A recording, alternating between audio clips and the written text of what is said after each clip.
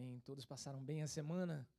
Semana agitada, menos para nós do que para os que estão no Havaí, no vulcão, ou na Venezuela, que uma das matérias que falam sobre a Venezuela essa semana falou que uma caixa de cereal, acredita, essas gigantes que a gente come, custa 20% de um salário mínimo na Venezuela. A que ponto chegou? E nós aqui somos felizes, porque quando nós vamos às compras, a gente compra uma caixa de cereal com moedinhas. Não é? Baratinho, baratinho, essas caixonas que você praticamente carrega nas costas. Não tem no Brasil, não tem na Venezuela, e nós somos abençoados. Por isso, nosso coração deve estar agradecido.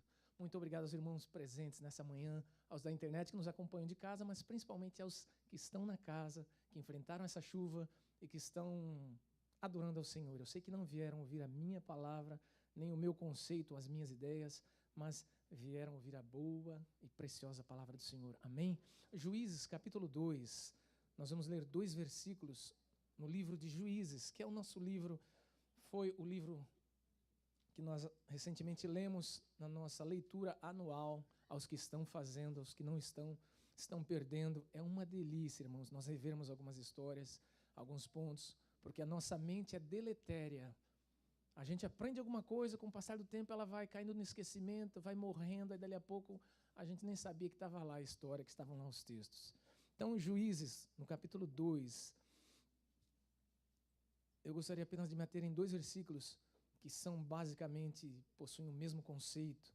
Versículo 10 diz assim: foi também congregada a seus pais toda aquela geração, e outra geração após eles se levantou, que não conhecia o Senhor, nem tampouco as obras que fizera a Israel.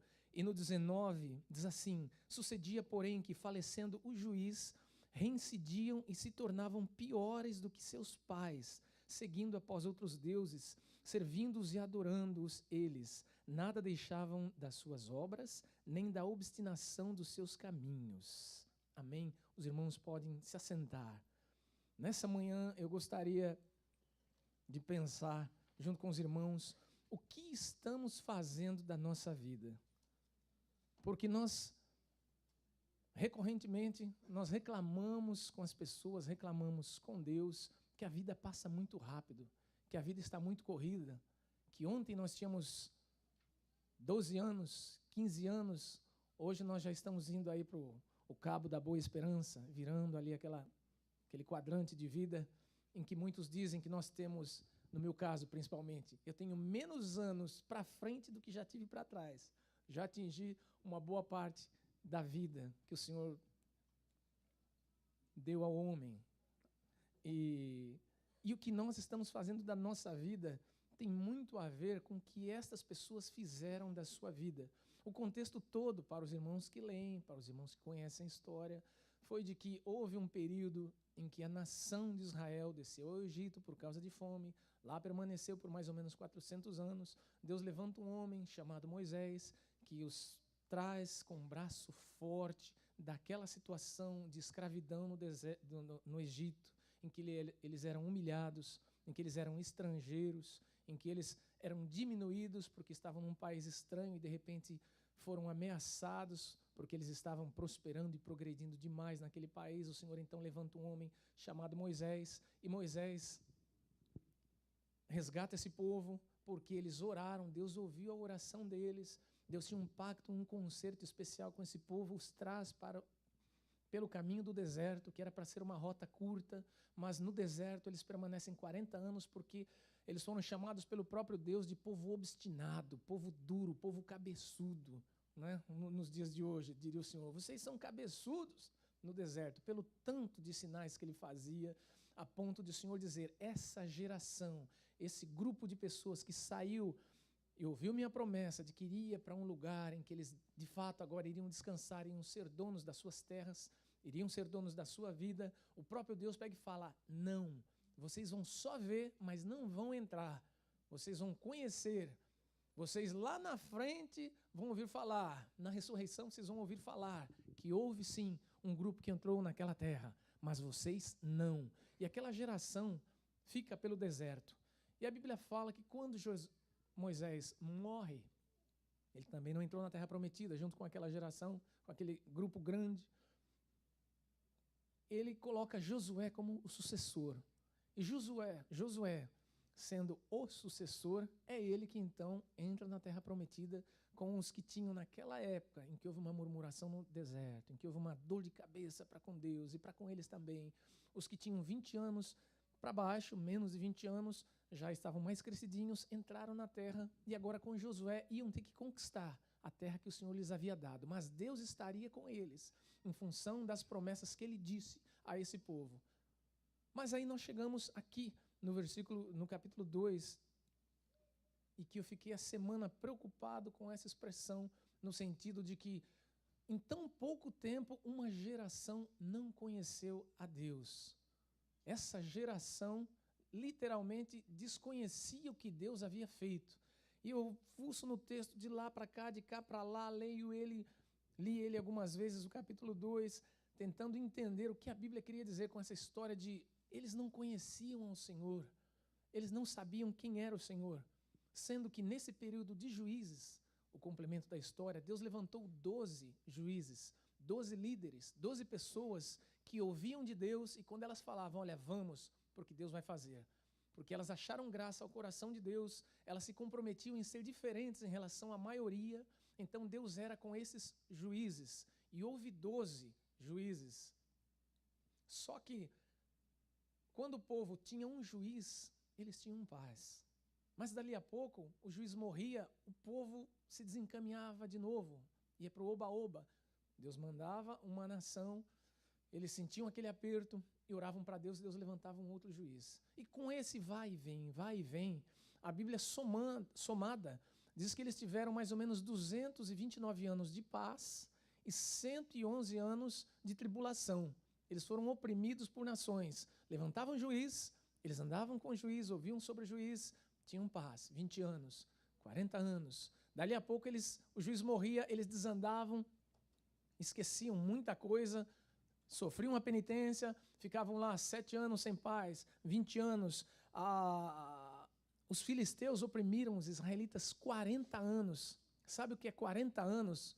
A história se repetir, uma nação que era para ser próspera, uma nação que era para ser cabeça, uma nação que era para estar por cima, uma nação que deveria conquistar o pedaço, ela estava sendo oprimida por 40 anos.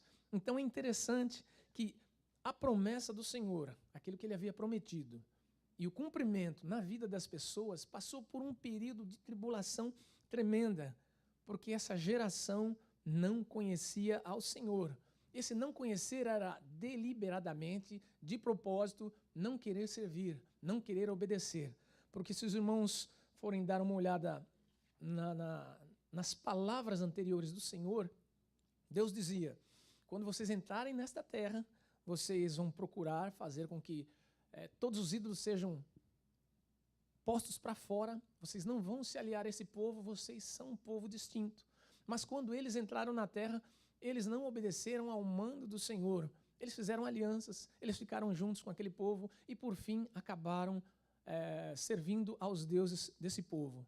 Aí, quando chega aqui no capítulo 2, a Bíblia fala que um anjo aparece a toda a população, no versículo 1. Um anjo fala, ele simplesmente rasga o verbo, ele desabafa diante dos israelitas, ele traz uma repreensão de Deus acerca daquele momento que eles estavam vivendo, dizendo, olha, Deus diz para vocês que era para vocês não se aliarem, vocês se aliaram. O Senhor falou que era para vocês guardarem os mandamentos, vocês não guardaram. O Senhor pediu para que vocês observassem diligentemente, com inteligência, aquilo que os líderes ordenados por Deus estavam dando e fazendo na vida de vocês, vocês também não fizeram. Vocês vão padecer na mão dessas pessoas, eles vão ficar oprimindo vocês, não vai ser fácil a vida de vocês aqui. Então a Bíblia fala aqui no versículo 4, que o povo chora quando ouve esse resumo do anjo. Eles choraram amargamente. Mas a partir do versículo 5, o que aconteceu? Nada. Josué morreu, eles foram para suas casas depois de terem chorado e a vida seguiu, a vida continuava. E então, quando chega no versículo 10, a expressão, Foi também congregada a seus pais toda aquela geração, ou seja, Josué e mais várias pessoas do tempo de Josué que criam em Deus, que viram os milagres de Deus, porque Josué precisou abrir o mar de novo para que ele fosse visto como um líder. Deus era com Josué. E existem muitos momentos na nossa vida em que as pessoas não respeitam a nossa liderança ou não respeitam a sua liderança porque talvez você não tenha feito um milagre. Mas qual é o maior milagre? Eles verem Deus na sua vida. Não é que o mar vai ter que se abrir, não é que nós vamos ter que colocar a mão no endemoniado e ele cair. Ah, não, olha, esse é um homem de Deus. É na nossa vida, no nosso testemunho particular, que as pessoas vão dizer, olha, é um homem de Deus, é uma pessoa de Deus. Existem muitas pessoas comentando muita coisa, porque não confiam, porque não acreditam em maus líderes, principalmente os que estão na mídia, e eu sempre faço questão de apontar e de bater nessa tecla. Irmãos, não são todos os líderes que são um fracasso para com Deus, não são todos os líderes que são perniciosos, que são ladrões, não são todos os líderes que são avessos à palavra de Deus. Deus ainda tem levantado homens e mulheres de Deus. Deus ainda tem levantado homens e mulheres cuja boca de Deus está na vida dessas pessoas. E muitos há que fazem críticas, muitos desconfiam, muitos fazem brincadeira, muitos acabam negligenciando a graça de Deus na vida dessa pessoa, mas não caiam nessa bobice, não caiam nessa piada. Se vocês reconhecem que há unção de Deus na vida de um líder, se vocês sabem que Deus escolheu para determinadas tarefas, orem por essa pessoa, mesmo não concordando 100%, mas se é um homem de Deus, orem com cuidado, orem com dedicação e com o coração em Deus, dizendo, Deus, no Senhor nós colocamos a nossa esperança, mas seja com a vida deste homem, desse líder. Esses homens aqui, desse tempo, desconheceram autoridades, no sentido de que eles olhavam para a vida de Josué. Uma das minhas conclusões, eles olhavam para a vida de Josué, mas eles não tinham a comunhão com Deus. Eles olhavam o Deus de Josué, assim como muitas vezes nós lemos o Deus de Elias, ou como tantas vezes você repassa aos seus filhos o Deus de Jacó. Mas eles precisavam entender, para não se desviarem, para conhecerem a Deus, eles precisavam conhecer a Deus. Não o Deus do pastor Vanderlei, não o Deus de Josué, não o Deus da minha avó, o meu Deus. Aquela geração, e fala de um grupo grande de gente que nasceu, que cresceu, mas não conhecia a Deus. Como não conhecia a Deus, irmãos? Se aquele povo vivia para Deus, se aqueles homens receberam sinais de Deus, se aquelas pessoas viram Deus operando, tirando nações várias em volta, será que a história não era contada? Será que os pais não diziam aos filhos, olha filho, há um Deus que guarda a nossa vida, há um Deus que nos trouxe para esta terra, há um Deus que lá atrás tirou os nossos avós da escravidão, há um Deus que é conosco e caminha conosco, que fez milagres no deserto, que deu pão, que deu água, que nos livrou, que nos deu uma coluna de nuvem, porque como é deserto, no deserto não tem nuvem, então o calor todo incide sobre a terra e a tendência de noite é esfriar e a temperatura ir a zero. Então a nuvem serve como uma cobertura, como um cobertor. Duas coisas que nós não vamos achar num deserto, é pedra e é nuvem. E Deus colocou uma nuvem sobre todo o povo em marcha pelo deserto durante o dia, para que o sol não os molestasse e de noite servisse de cobertura. Interessante, a nuvem era térmica, não deixava com que o frio tomasse conta e eles congelassem no deserto. E durante a noite a coluna de fogo, a nuvem estava lá, mas a coluna de fogo então era o destaque, que aquecia, iluminava, dando direção. Imagine um judeu contando isso para o seu filho, é para o filho guardar no coração, pai, mas é verdade filho, seu avô me contou, eu não estava lá, mas ele me contou, eu tenho certeza que é assim, foi assim, e passava para o seu filho e ouvia. Só que o que dá a entender nesse texto aqui é que eles seguiam o líder, eles seguiam o Deus de Josué, num primeiro momento. Eles não tiveram uma experiência com Deus em descobrir quem era o Senhor. Tanto que o povo chora, como é humano, é natural nós chorarmos quando nós ouvimos uma notícia ruim. É normal quando nós somos repreendidos chorarmos. Os animais não choram. Existem alguns vídeos que de vez em quando mostram um cachorro arrependido, um cachorro quando fez toda aquela arte, né, que ele fica lá no cantinho e vem a pessoa com a câmera, foi você que fez. e o cachorro está lá no cantinho, quase que se denunciando, fui eu mesmo, mas não vou fazer mais. Mas ele não chora, ele simplesmente se reprime, porque no DNA do cachorro não tem como chorar. Chama a atenção de um leão ou de um urso. Você fugiu da jaula. Não vai acontecer absolutamente nada, a vida vai continuar, ele vai caminhar, vai querendo mel, vai querer se vir a janela, a porta ou a grade aberta, ele sai, porque no DNA dele não há remorso, não há sentimento, acabou, é aquilo. Agora nós temos a liberdade de expressarmos os nossos sentimentos a Deus.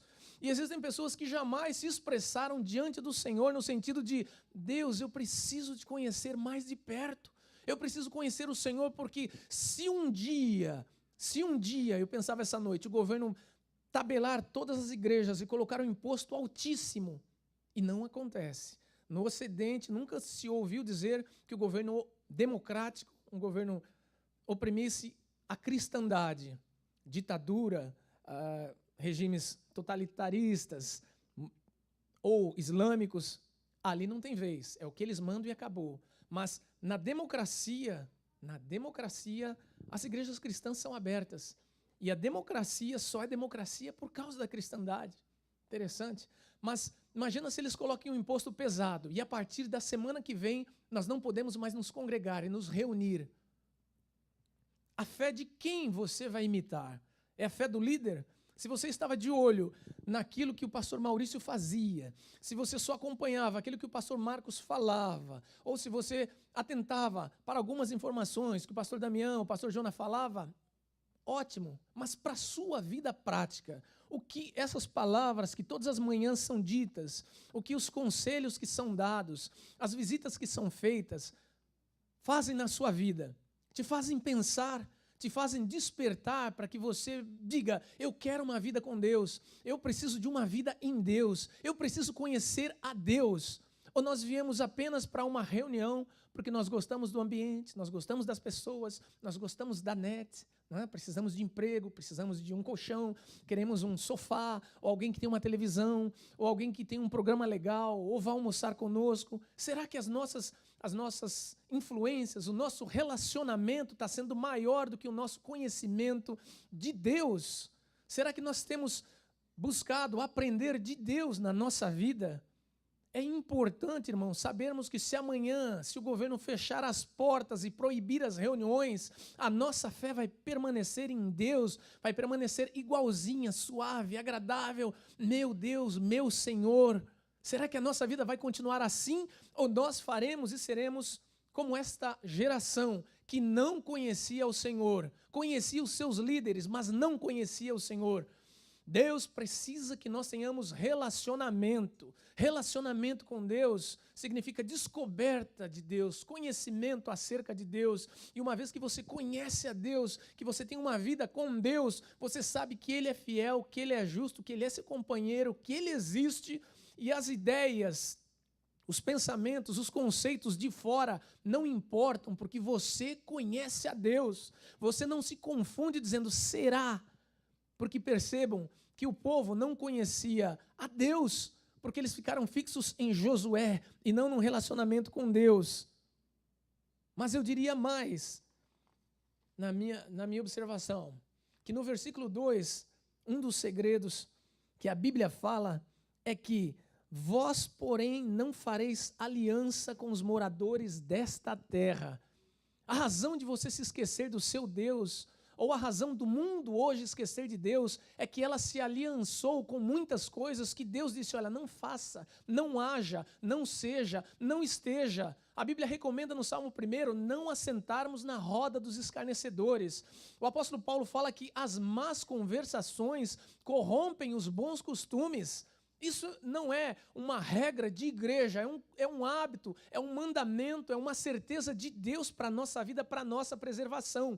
Mas o que acontece? Nós estamos optando e escolhendo estar numa roda de escarnecedores, sim, que a gente sabe que nós não vamos evangelizar, que nós não vamos falar de Jesus, que nós não vamos ser diferentes. Nós sentamos numa roda para ser iguais, para não sermos diferenciados deles no sentido de, esse cara é esquisito. Ele não participa de nada conosco. Então, para que você não seja esquisito, você se aliança, você senta junto, você ouve conversas indecentes, você ouve conversas imorais, você participa de atitudes, de piadas, de situações totalmente contrárias ao que manda a palavra do Senhor. Ou seja, você está se aliançando, você está se tornando igual, você está concordando com a prática, com a atitude. A imoralidade rola solto. As pessoas vão juntas. Eu vejo vários comentários de notícias e eu percebo que algumas vezes há algumas pessoas que nas entrelinhas se dizem cristãs, mas com um comentário tão baixo e tão sujo quanto aquelas que não são cristãs. Eu às vezes vejo no Facebook igual um outro comentário quando destaca-se na frente lá da minha tela lá de alguém, um comentário chulo, comentário baixo, comentário imoral, praticamente que dizendo, olha, a saída é essa mesmo, é isso mesmo, é assim mesmo, é conforme disseram aí, ó, é isso, é isso, é isso. Irmãos, o nosso conceito, o nosso padrão, a nossa ética, a nossa moral, ela vem de Deus, ela vem de Deus. Agora tem gente com um linguajar tão diferenciado do linguajar de Deus, que eu só posso dizer, está na igreja, vem à igreja, mas não aprendeu sobre o dono da igreja, estar no meio, vestir camisa, cantar as canções, participar da ceia, dizimar, não diz que nós estaremos ou estamos aprendendo de Deus. Pode ser que numa situação em que Deus balance a nossa vida, nós esqueçamos das palavras do Senhor, porque alguns que não conhecem, ou a maioria que não conhece, se revolta contra Deus, dá as costas para o Senhor e se vai. Só que quando você conhece ao Senhor, você não se aliança com aquilo que Deus não está aliançado. E existem pessoas fazendo compromissos, existem pessoas dando votos, existem pessoas indo além para satisfazer outros e outras situações, se corrompendo. Irmão, sai fora, porque isso vai fazer com que você se esqueça do teu Deus muito rápido. Passa uma moça na rua, todo mundo olha, por que você tem que olhar? Se cuida. Todo mundo fala que é necessário ter uma amante, você vai ouvindo, não, mas minha esposa, você vai ouvindo, participando, um dia você pensa que é normal. É anormal. As regras, a conduta do Senhor, o pedido do Senhor, os mandamentos do Senhor são totalmente contrários e diferentes a esse mundo. E hoje é uma liberalização, há uma abertura de tudo, de tal forma que a verdade é relativa, que os conceitos são individuais e pessoais, dando a entender que se você se posicionar sobre alguma coisa, você está sendo contrário à maioria. Se você se posicionar sobre alguma coisa que a Bíblia diz, você está se tornando uma pessoa extremista. Irmãos, se for para estar na palavra do Senhor com entendimento e equilíbrio, seja extremista. Olha, a Bíblia recomenda, o meu Deus fala, o meu Deus exige, haja-se dessa forma. Agora, se nós nos aliançarmos com aqueles que não têm compromisso com Deus e que estão derrubando dia a dia regras e mais regras, eu vou ficar impressionado. Nós, hoje, estamos com muita dificuldade no sentido de que as pessoas não têm um coração doador, as pessoas não têm um coração auxiliador, as pessoas não têm um coração de ajuda, porque elas querem ser ajudadas, elas querem que os outros olhem para elas com piedade, mas elas não olham para o mundo ao redor em piedade. A igreja precisa olhar para a sociedade e fazer alguma coisa. Essa história que está acontecendo na Venezuela, irmãos, era para nos inquietar e nos incomodar, e nos encher a paciência. E eu falava com o pastor, pastor, a semana todinha eu buscando, lendo, eu não me conformo com a Venezuela, e hoje tem eleição lá. Provavelmente o rapaz se torne por mais um período presidente, por mais 6 anos. Existem pessoas morrendo de fome. E a igreja o que faz? Se cala. Mas como é que a igreja vai fazer? Levantar bandeiras de protesto? Não, nós vamos orar e dizer, Deus, não é possível, Senhor, haja com graça, as profecias estão aí, haverá guerras, haverá rumores de guerras, haverá pestes, haverá terremotos, mas Senhor, tem misericórdia daquela nação, tem misericórdia daquelas pessoas, abre caminhos, dá uma estrutura para que eles possam, de certa forma, continuar sobrevivendo. Senhor, dá graça aos brasileiros que recebam eles lá, apesar de vir sarampo, de vir doença, de vir um monte de coisa que eles estão alegando, as escolas estarem cheias, mas e daí? São seres humanos, irmãos, são pessoas que precisam de misericórdia, são gente como a gente que infelizmente nasceram num lugar em que a tirania hoje é fato, mas nós, brasileiros, também já estivemos numa situação estrita, mas o Senhor deu graça e livrou o Brasil. Bendito seja o nome do Senhor, mas nós precisamos nos apiedar de situações assim. Essa semana, no Brasil, houve uma operação da Polícia Federal em que prendeu um monte de pedófilos, de gente que tinha armazenado nos seus celulares, nos seus tablets, nos seus computadores, imagens de adolescentes, de crianças, em situações constrangedoras, inclusive um homem de 74 anos. Quando eu vi, eu falei, meu Deus, misericórdia! Ainda bem que eu não sou Deus, senão eu mandava fogo, não só no computador, como nas pessoas. Mas alguma coisa precisa acontecer para a gente dizer, olha, isso é errado, isso é imoral. Existem países dando regras e leis dizendo que vai ser normal para eles. Mas só que nós, como igreja, temos que ser extremistas, sim. Se alguém vier com uma conversa de que isso é normal, é comum, você bata o pé e diga, não, não é comum. O meu Deus continua vivo na minha vida e o Deus que eu creio que criou céus e terra continua vivo e o Deus ao qual eu conheço abomina esse tipo de atitude. E o mundo vai indo, de tal forma que existem N situações e N exemplos de alianças que estão sendo feitas, que estão sendo deixadas, as pessoas estão cada uma no seu canto, cada uma à sua maneira. Nesse mesmo versículo 2, a Bíblia diz, na parte B, antes derrubareis os seus altares. Ou seja, nós não vamos nos associar com os costumes deles de forma alguma. Vamos derrubar os altares. Se é para ficar sem, fico sem. Prova disso, Daniel. Ele não concordou, ele não aceitou, ele não quis ser igual e ele não foi igual. E Deus o honrou. Os irmãos conhecem toda a história, toda a narrativa de Daniel, que ele disse, olha, é hábito de vocês, é costume de vocês, pode ser saudável para vocês, pode ser bonito para vocês, mas para mim não, é numa outra linha, me provem nessa linha que eu acredito, que eu creio que Deus me orientou e que me deixa ser dessa forma. Façam essa prova com Deus. Não precisamos nos aliançar financeiramente, não precisamos usar os costumes escusos dos outros para prevalecer, para termos sucesso, para sermos felizes, para termos vitória, para termos emprego, para termos relacionamentos sociais. Nós não precisamos, irmãos, dos mesmos costumes das pessoas. Nós precisamos que a palavra de Deus norteie equilibradamente e oriente a nossa vida para que nós façamos a diferença. Porque quando nós nos igualamos, nós aos poucos, pode anotar, vamos nos esquecer de Deus, porque parece que vai dar certo. Parece que vai dar certo. Às vezes a nossa mente pega e fala, deu certo, faz tudo errado, deu certo, é um errado, é um trapaceiro, dá certo, é um mentiroso, é um enganador, dá certo, mas não para sempre, irmãos, não para sempre, não para sempre. Existem países super liberais, em que se tem um estilo de vida excelente, as pessoas financeiramente estão bem, o índice de desenvolvimento humano é alto, mas elas estão se suicidando, elas estão morrendo, elas estão se drogando, elas estão saindo de uma condição humana para subhumana, elas aceitam sexo com animais, elas aceitam sexo com árvores, elas aceitam uma série de coisas que nós dizemos, não é normal, mas a mídia, a notícia, os nossos amigos dizem, o costume é esse, vamos respeitar, vamos respeitar.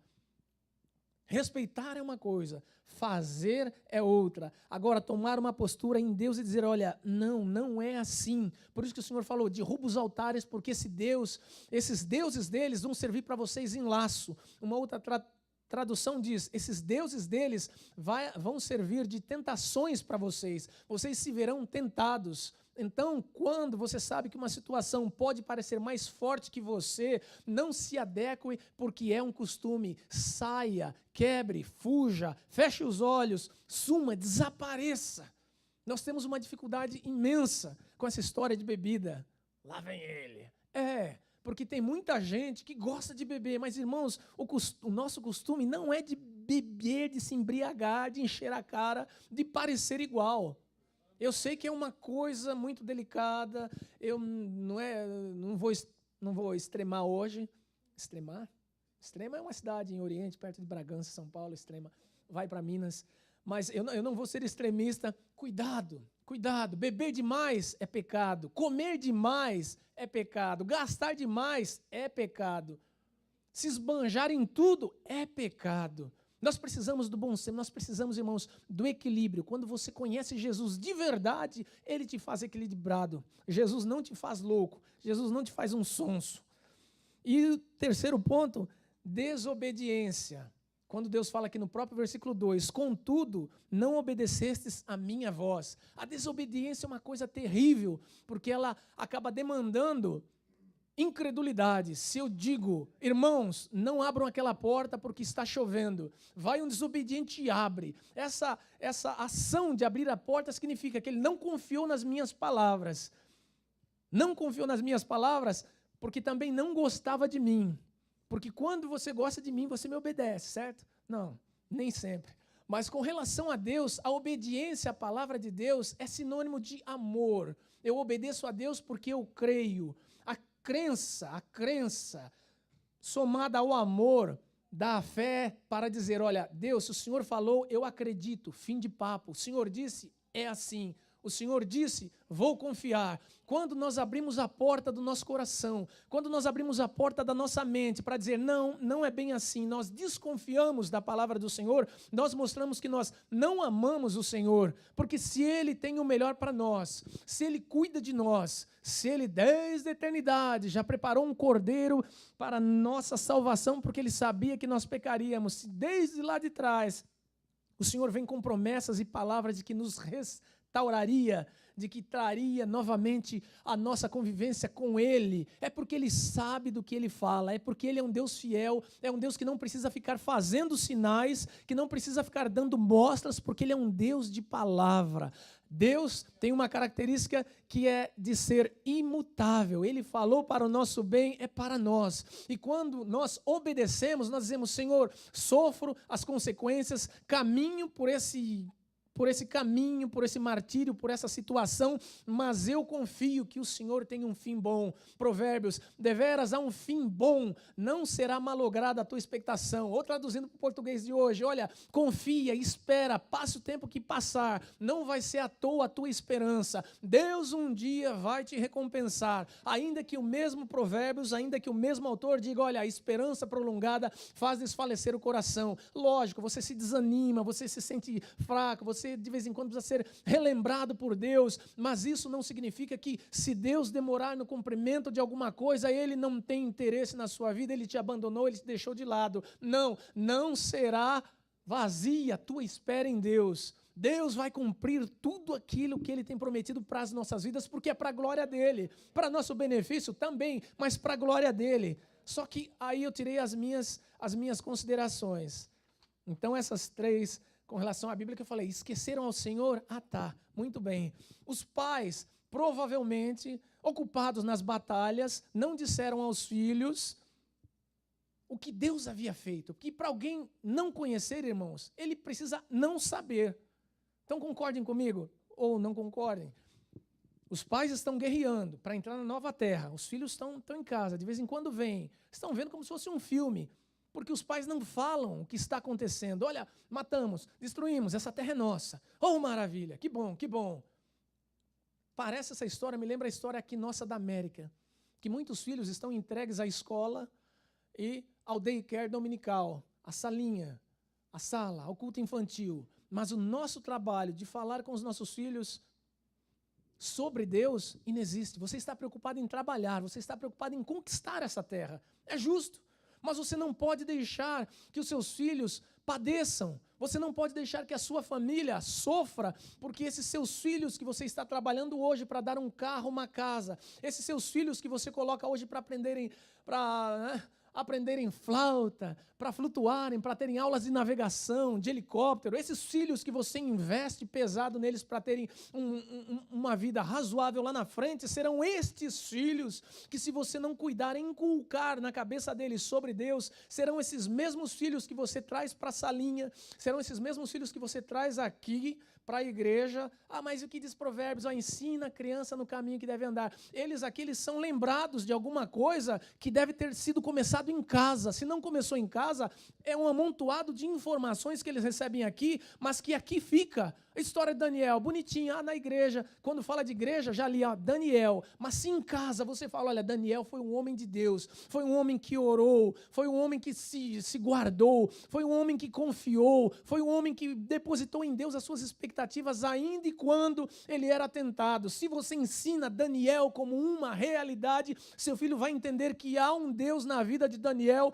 e esse Deus que você persegue, que você corre atrás, que você está junto, esse Deus de Daniel também é o Deus do Elias, também é o Deus do Jonas, também é o Deus da Maria, esse é o Deus. Então a criança cresce e aprende, é o mesmo Deus. Agora, quando a igreja é só uma depositária de lembrança, não queira cobrar de Deus, Senhor, ensina a criança no caminho que deve andar, levei para a igreja todos os domingos, mas e a sua parte? Você se preocupou em dar tudo para ele, só que ele vai crescer sem saber quem era Deus, porque a referência de Deus na vida dele, em casa, é você, sou eu, nós somos referência dos nossos filhos. Você ensina os seus filhos a orarem antes de comer? Ou os animaizinhos já comem tudo, debulham tudo? Você ensina os seus filhos a orarem antes de dormir? Ou simplesmente eles apagam e você pela madrugada, Senhor, abençoa, deixa eu fazer como Jó, fazer um sacrifício por eles, eles nem sabem o que aconteceu.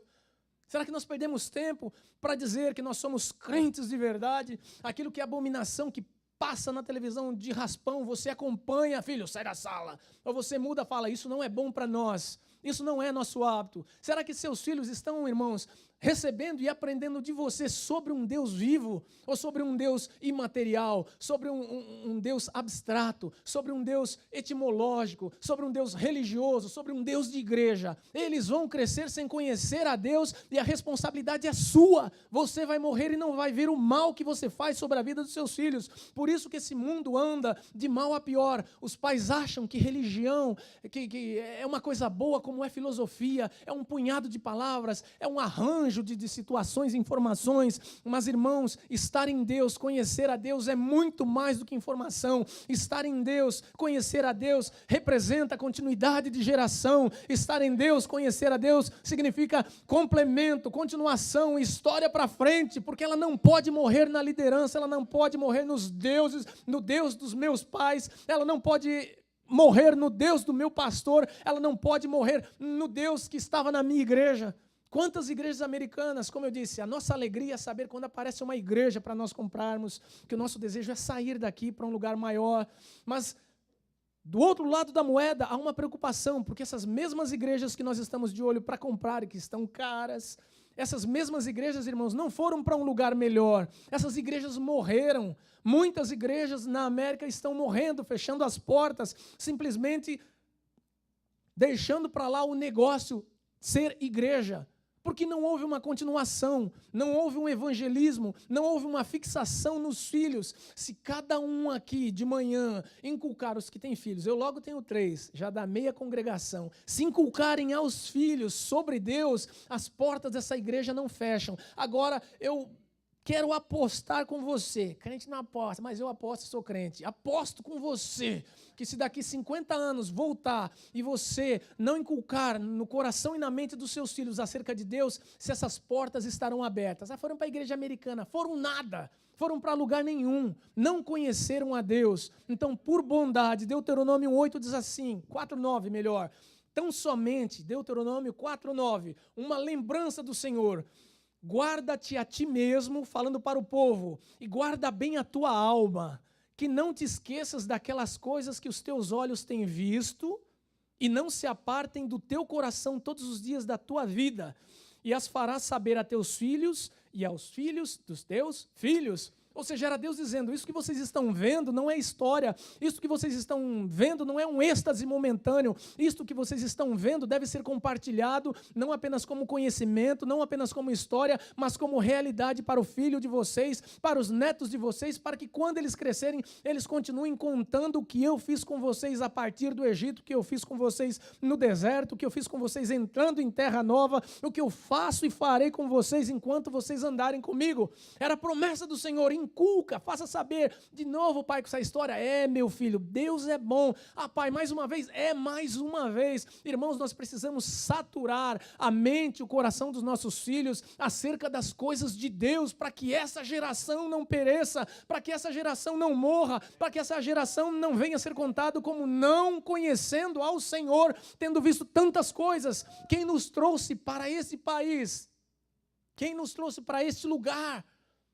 Lógico, foram nossas pernas, nossa vontade também, mas Deus tem permitido, tem guardado, Deus tem sido fiel, Deus tem aberto portas, Deus tem nos livrado de tantas situações. É força do acaso? É coisa do destino? Não, é Deus que tem trabalhado na nossa vida, nas pequenas coisas, e essas coisas precisam ser contadas aos nossos filhos, aos nossos amigos, aos nossos vizinhos, que Ele continua sendo Deus. Se nós deixarmos as coisas acontecerem e parecerem todas elas razoáveis e lógicas, essa geração vai perecer. A preocupação nessa transmissão de conhecimento, ela é importante.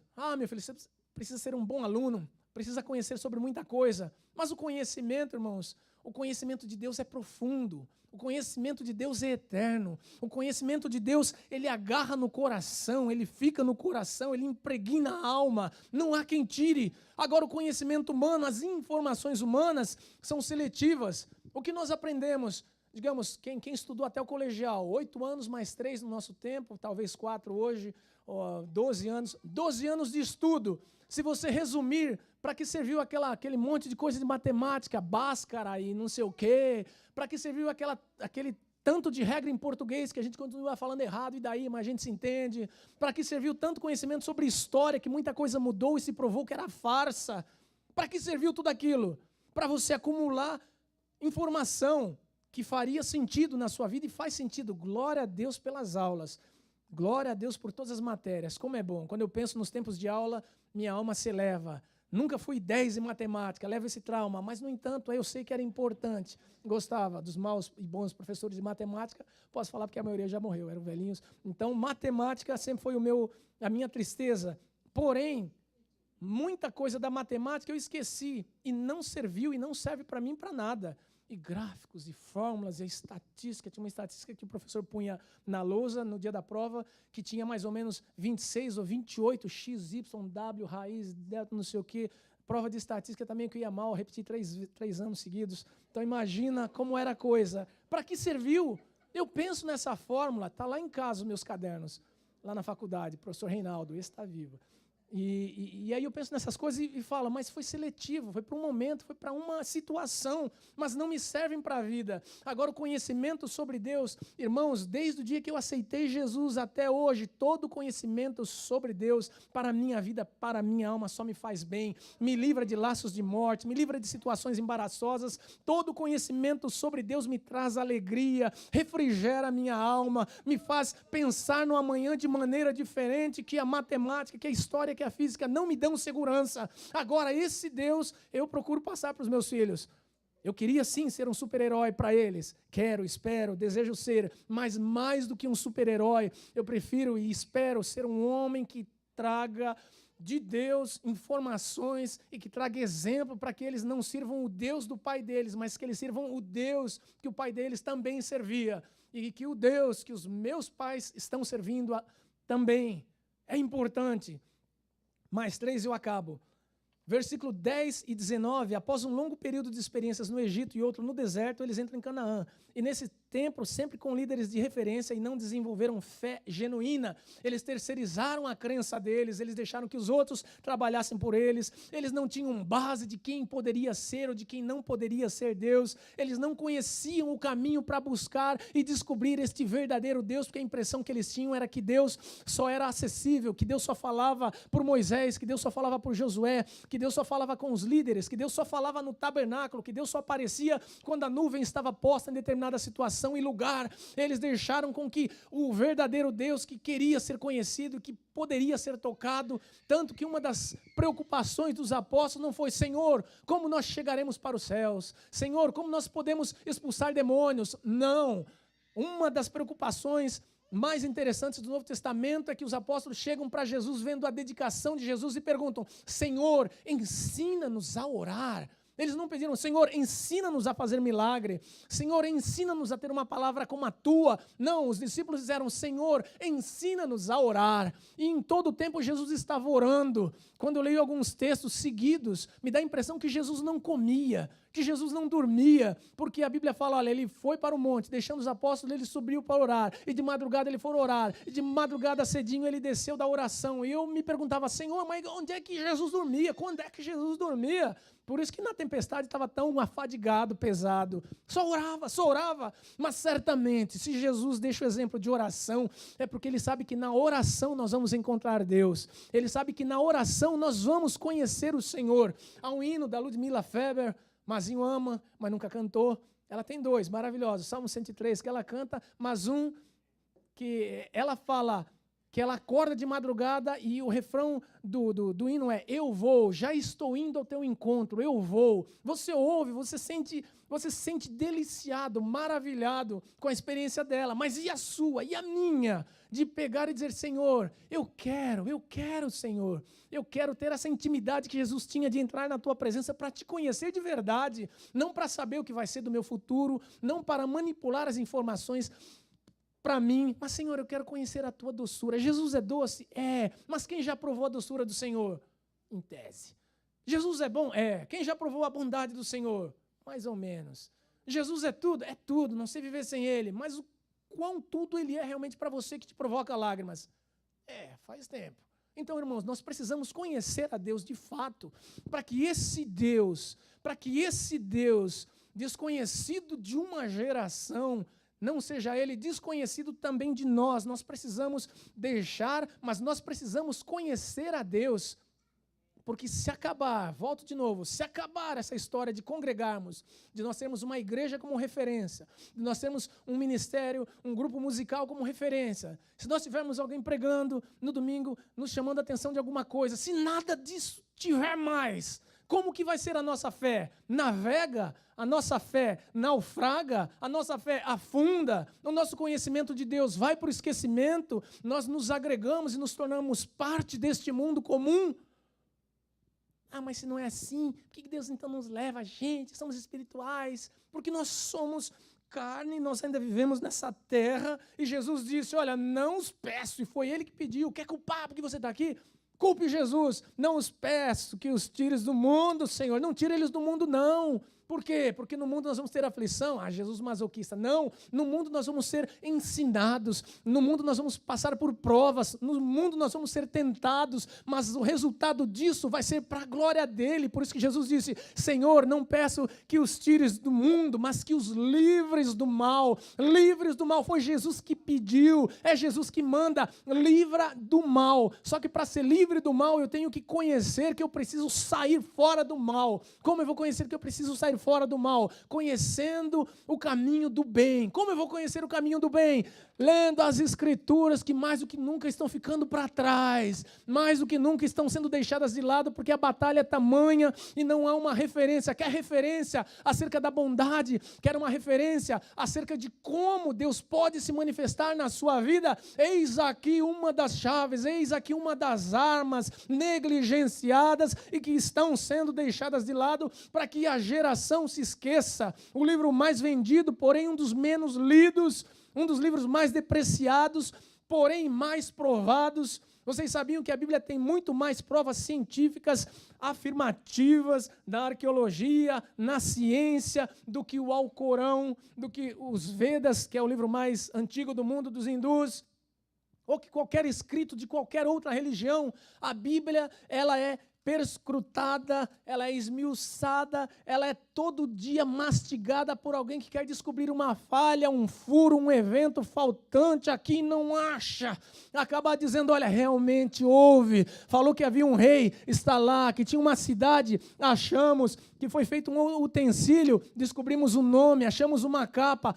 Irmãos, a ciência tem achados tremendos que comprovam a veracidade das Escrituras, mas o povo que devia ler não lê, o povo que devia conhecer não conhece, não sabe, e depois vai culpar Deus. Ah, Senhor, mas essa geração que não conhecia o Senhor, não, está falando de mim, está falando de você, e nós precisamos da oração, binômio importantíssimo. Incredulidade, Hebreus 3, de 8 a 11, não vou nem ler.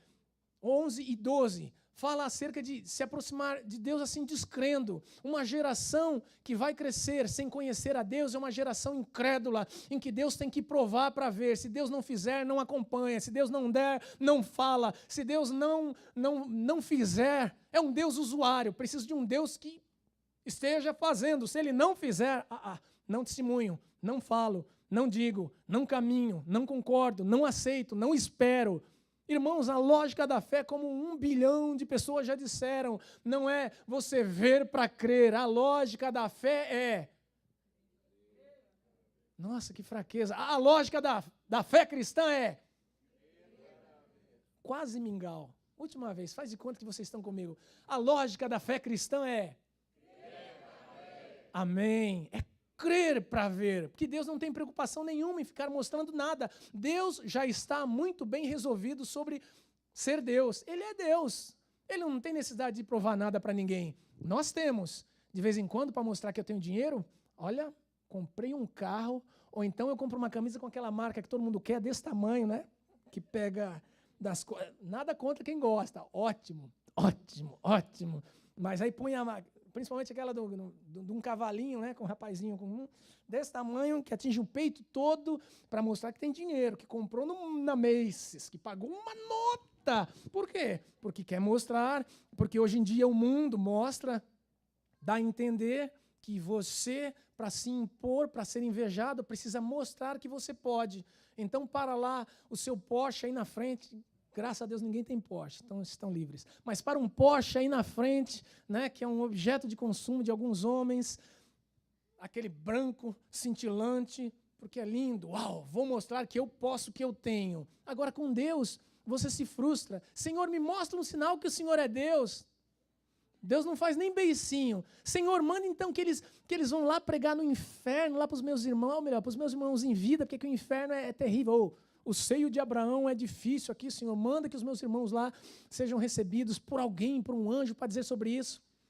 Jesus falou, nananina, não. Deus não tem problema nenhum psicológico, irmãos, em ser Deus. Ele continua e continuará sendo Deus. Com toda iniquidade, com toda descrença, com toda falta de fé deste mundo, planeta água, vai continuar sendo Deus tranquilo. Ele falou, se confiou na palavra, ótimo. Se não confiou, em situação extrema, pode ser que ele dê um estalarzinho de dedo. Há necessidade de crer. Se você ler e orar, você vai descobrir. E último, essa geração foi deixada para trás porque ela estava desconectada. Desligada? Plugada? Não. Ela estava desconectada.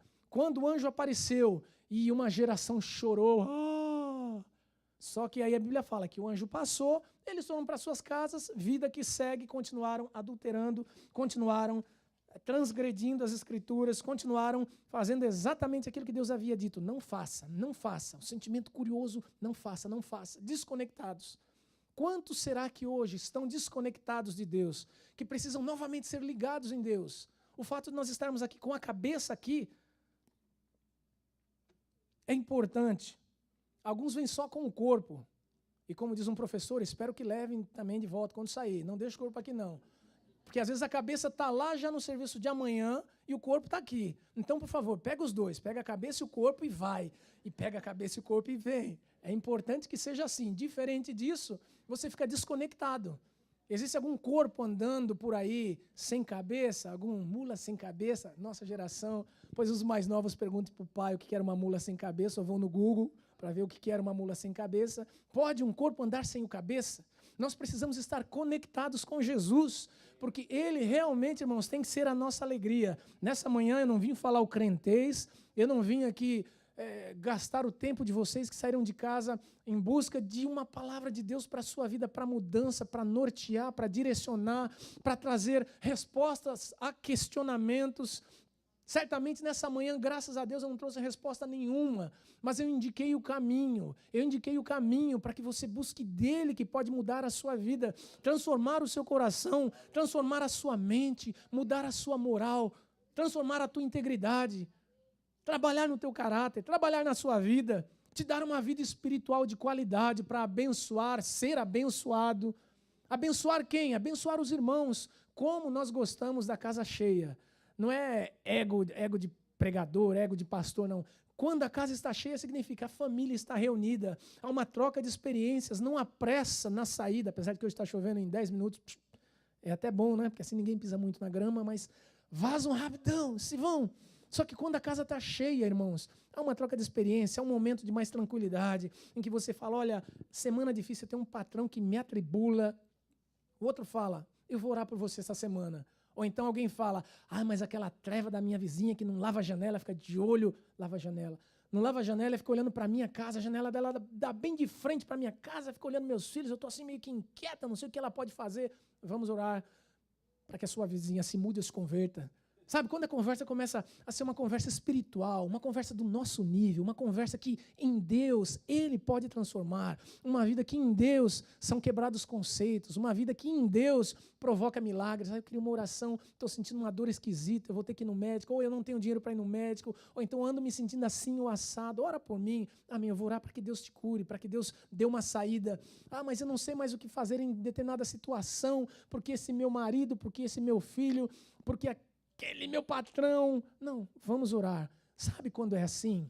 Esse é o desejo de todo homem de Deus, de todo membro da família de Deus, de estar reunidos na igreja, para recebermos de Deus, para estarmos em Deus, para passarmos de Deus a outras pessoas, para que nós vivamos uma vida, irmãos, no mínimo, segura em Deus.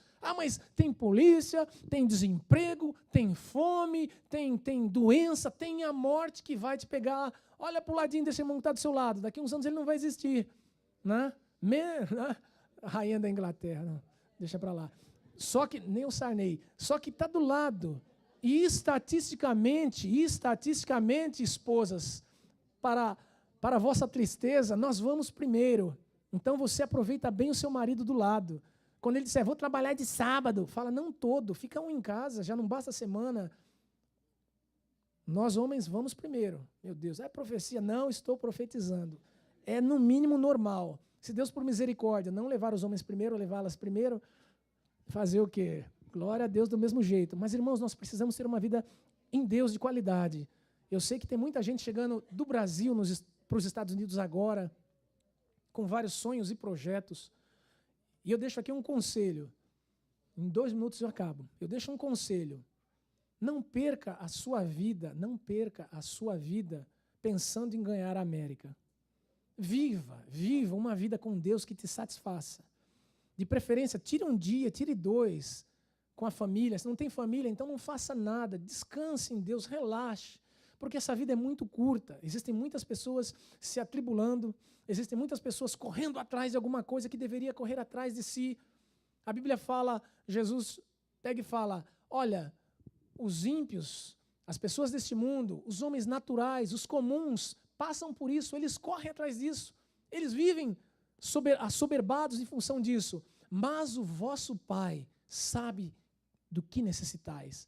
Ele sabe que vocês precisam. Vamos começar a entregar a Deus as nossas preocupações, de fato, e confiar as nossas ansiedades. Não quer dizer, pastor Marco, que vai ficar a semana toda lá da Dijanda, não. Vai trabalhar. Mas naquilo que você vir, que está excedendo, você fala, Deus, me dá um equilíbrio, que eu ensine meus filhos, que o Senhor possa ser diferença na minha vizinhança, na minha sociedade, com os meus amigos, com as pessoas que me conhecem. Eu preciso apresentar um Deus que seja tão marcante, eu preciso apresentar um Deus que não seja esquisito, mas eu preciso apresentar um Deus tão real que essa geração não possa dizer que não conheceu a Deus. Elas vão conhecer a Deus a partir da minha e da sua vida. Você mudou a minha história e fez o que ninguém podia imaginar. Nós acabamos de cantar e vamos cantar de novo, Mazinho. Você acreditou. E isso é tudo